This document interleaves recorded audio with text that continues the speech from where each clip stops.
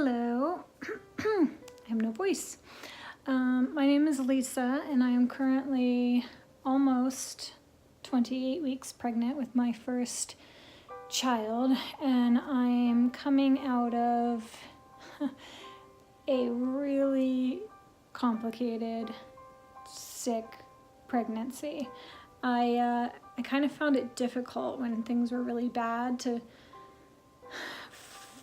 find people who kind of got it. I don't know. I mean, not that people weren't sympathetic, but I feel like going through something like hyperemesis is a lot more intense than like your average morning sickness. And I think a lot of people just kind of liken it to that. And, you know, I heard a lot of like, oh, everyone's sick when they're pregnant. And it kind of made me feel really like almost like weak and worthless. Like, oh, everyone else can deal with it, not me. But, you know, the more I spoke to my doctors and like researched it, the more you kind of realize, oh, actually, like this was a big deal. And because so many people were so willing to say, you know, oh, you need to just eat a cracker before you get out of bed. Or, you know, take little sips of water and you'll be able to keep it down. It was just like, you almost wanted to laugh if you didn't feel like you were dying, because that absolutely didn't work. I couldn't eat a cracker. I couldn't take a sip of water like for months. And so I thought I would make a video. I'm sure there's tons out there, but just of kind of how I personally got through it, because I still honestly don't know how I did. There were a lot of times where I just thought, oh, I'm gonna die. This is it. And mentally and physically, it was really traumatizing. So it kind of started for me at about 4 weeks. I was like, oh, I'm not really feeling that great.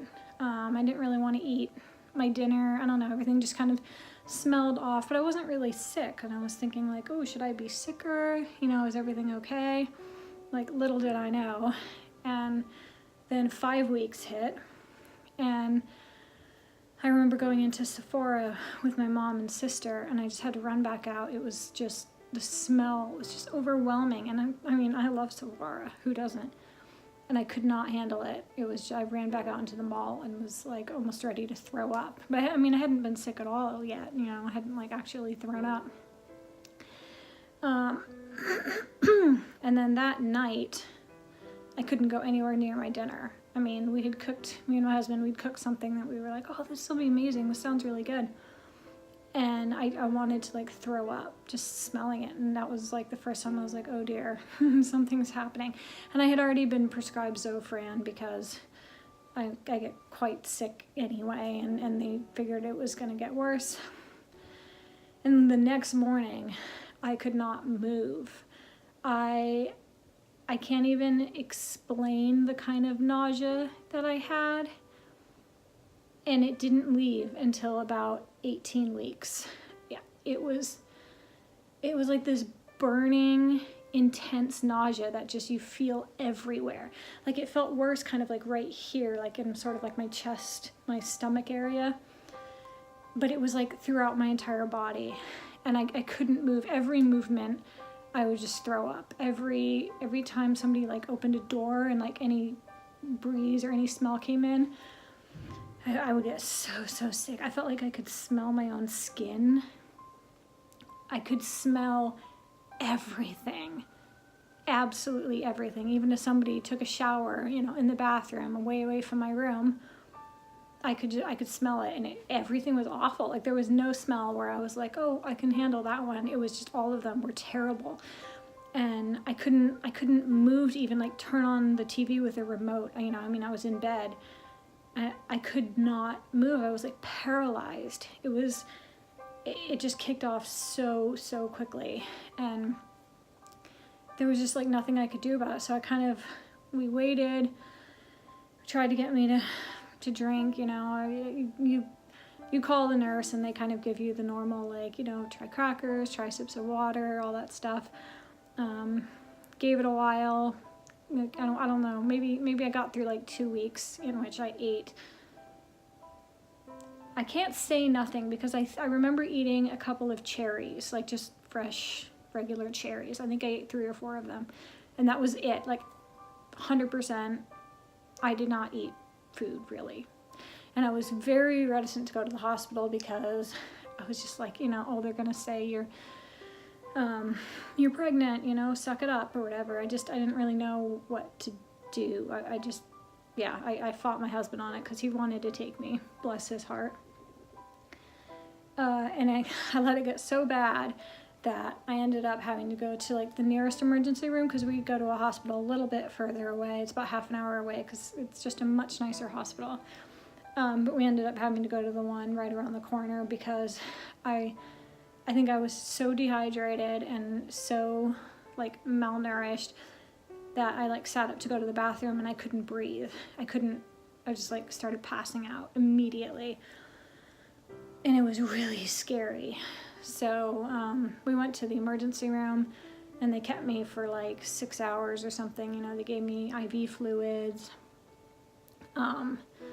They gave me a bunch of medications, and I was still crying when I left. I was like, I am so incredibly sick. And you know, they've done all this stuff for me and I still don't feel any better. And I was still like throwing up a bit. But somehow that day I managed to eat something. I don't remember what it was. I think maybe it was honestly like fast food, like maybe some fries. And I didn't throw that up. That was like my first like meal, if you can call it that. But I still felt just like I was dying. There's no other way to explain it. And so when they discharged me from there, they said to call my OB like first thing the next day, which obviously probably should have done a long time ago. So we called first thing in the morning and he said to come in like immediately. And I was already by the next morning just even worse than when I had gone to the emergency room. I was so sick. And he, you know, was just like lying there crying and like heaving basically on the bed in the like exam room or whatever. And so he just sent me right over to the hospital to admit me. And that was my first like admission of many, because I just kept, you know, they would give me fluids, they would give me all sorts of nausea medication, and then, you know, send you home because that's kind of what else can they do. And then I kept having to go back because I couldn't drink at home. I couldn't eat at home. I was taking Zofran, I was taking Phenergan, I was taking, you know, I tried the whole Diclegis B6 and Unisom thing. I took Reglan. I tried everything, like, and I never missed a dose. I was on top of it. And, you know, I had to take like the dissolvable stuff because it would come back up. So I just kept having to be admitted over and over and over again until when I was, I want to say 8 weeks along, you know, when I was in the hospital still, and they decided that I would need a PICC line, which I still have actually, you know, 20 weeks later. Here, just can't really see it, but really thankful for it. Total pain in the ass though. But they gave me the PICC line, and I get home hydration with something called D5LR. So it's, you know, it's saline hydration, and it has a little bit of dextrose in it to keep your kind of blood sugar up a little bit higher, and then it, like, I want to say potassium and calcium. Not very much, but it was the only thing that made any kind of a difference for me. Like, they would give me regular saline, you know, bags, and there was no difference. Even just being hydrated, I still felt terrible. I mean, beyond terrible. And so these, you know, D5LR bags actually made me feel a little bit better. Precious little. I mean, not like, oh, I can eat a meal now, but like, oh, I feel a little bit less like I'm about to die. And so I started getting that at home, you know, and having a nurse come out. She still comes out every week. And I mean, I'm a lot better than I was, but we haven't taken the IV out yet because I've had a number of other problems, and I had a stomach infection and all sorts of stuff. So I haven't been able to sort of eat and drink as I normally should. So we've just kind of left it in so I can keep getting the hydration and whatnot. And Yeah, so I guess like the biggest thing that helped me was having, even at the hospital before I got the PICC line, just through my IV, I would have the bags with the dextrose in it, and somehow that made a difference for me. I mean, everyone would say, oh, it's, such a little amount, but I had the regular saline bags, felt no better. Then I had these bags and felt very marginally better. And when you feel that terrible, like, you'll take marginal, it doesn't matter, even if it's like a tiny, tiny bit better. And so that somehow worked for me. And I don't know, how every other hospital works, but if that's something you can like ask about, then maybe give it a shot, because like even if I only felt 2% better, I was all about it. I wanted it.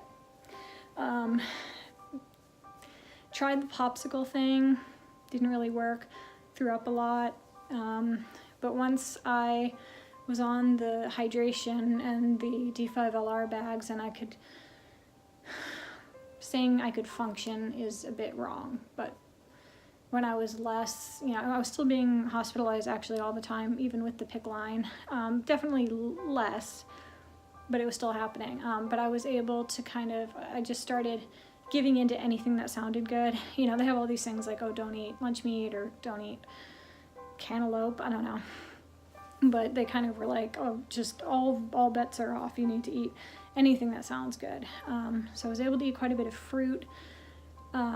Still threw up a lot, and then fruit obviously has like acid in it, but I just went for whatever sounded good, because if I tried to take anything that I didn't really, really feel like, it wouldn't stay down, or I would just get way more sick than I was. So even no matter how random it was, my husband was going to the store all the time just to get the randomest stuff. I mean, I ate those little pretzel sticks. Somehow that worked. I don't know if it was like the salt. I had some bland mashed potatoes, but that didn't really work well.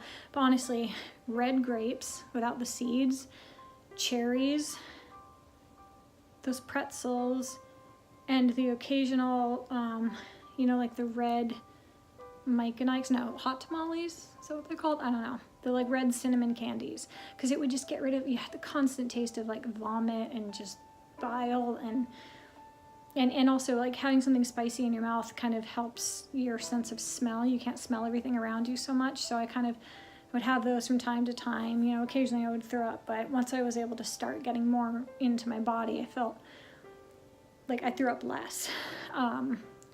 With the exception of this one time, I have no idea what happened. I just all of a sudden went downhill again, threw up.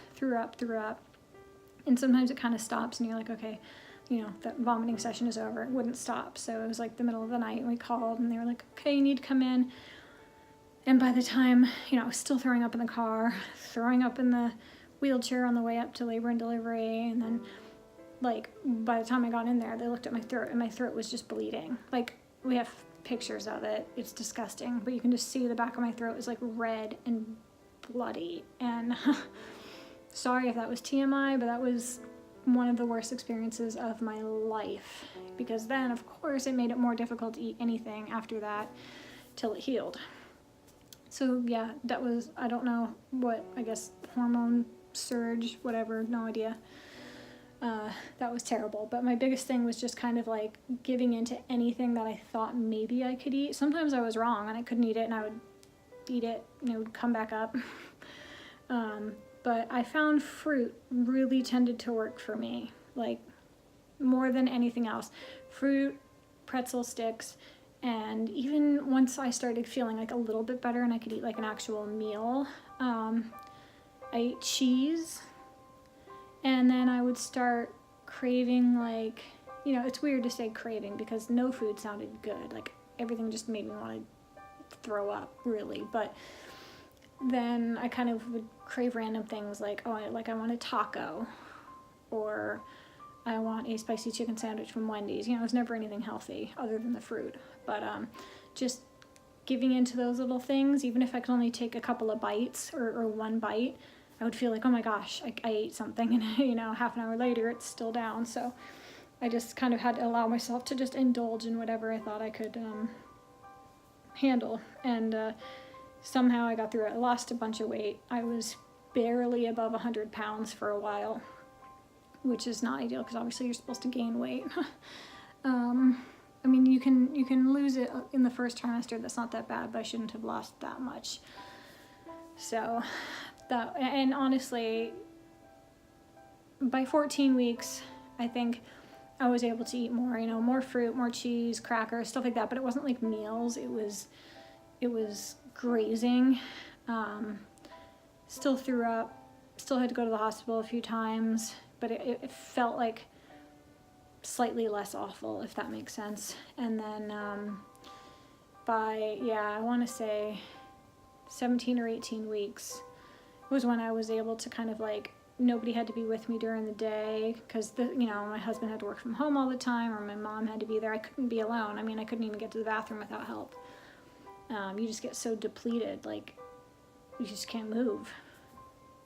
So about 18 weeks I was able to finally kind of be home alone for a bit, while my husband could go to work, and then he could cook dinner and stuff like that. And lots of food aversions still. Things would just set me right off. Garlic, no could do. Like, oh my gosh, garlic was the worst. Still can't eat pasta, which is really sad because I've always loved pasta. Threw it up, I think, one too many times, and now I'm wondering, like, am I ever gonna like it again? And then it kind of just like tapered slowly. No, it didn't taper. Like, you would think, oh, you feel a little bit better every day or every week, but I would still have these like incredibly bad days, like really, really bad days, where either I had to go to the hospital or, had to call my husband home from work because I just felt like I was dying again. And then the next day, maybe I would feel 50% better. So it continued to be this like up and down until kind of into the 20 weeks where I was actually having multiple good days in a row. So it really wasn't this like continuous like gradient. It was really bizarre, and it was almost like traumatizing because I didn't know what to expect or like what to plan on. Do I have my mom come down from 2 hours away? Do I have my husband come back from work? Am I going to be okay? It was really difficult. And then finally, that's tapered off a bit, and now I have like other problems and stuff, but I'm definitely doing a lot better than I was, and I'm so thankful that I don't feel like I did, because that was like, I've started therapy now just to kind of help work through how horrendous that was, and like I have nightmares about it, and just feeling like a prisoner, like just stuck in my body, and I can't move, and I can't even tell people how I feel because even talking was just so like I absolutely couldn't. And it was just so lonely. Even if people were around me, if somebody's sitting there holding my hand, I felt like they have no idea how I'm feeling right now, and I can't even tell you.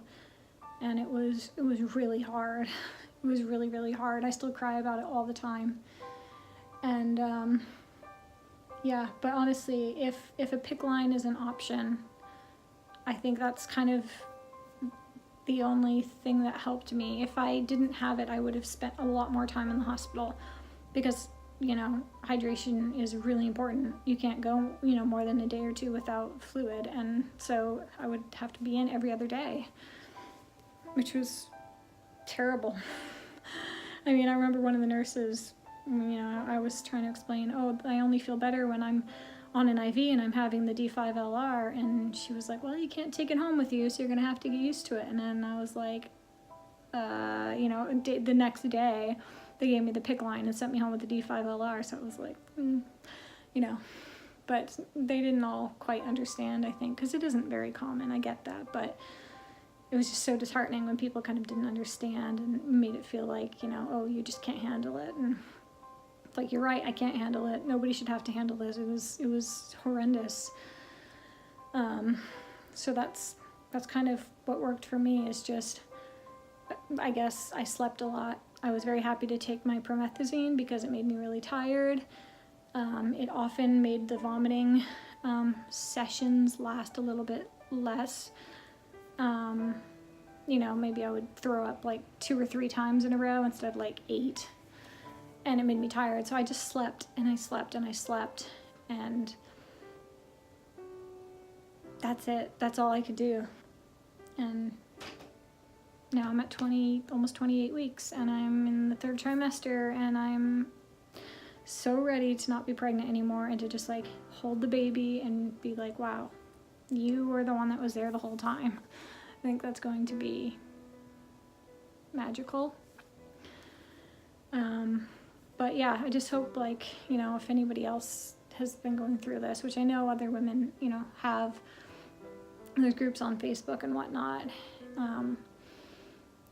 It's hard to say like, oh, this is what will help, because nothing really helps. And you know, what works for one person is probably not going to work for the other one. But for me, it was just, you know, fruit, pretzels when I could, accept the fact that I'd probably throw it up, and then be excited if I didn't, and get on the IV hydration as often as I possibly could. I was getting 2 liters a day at home.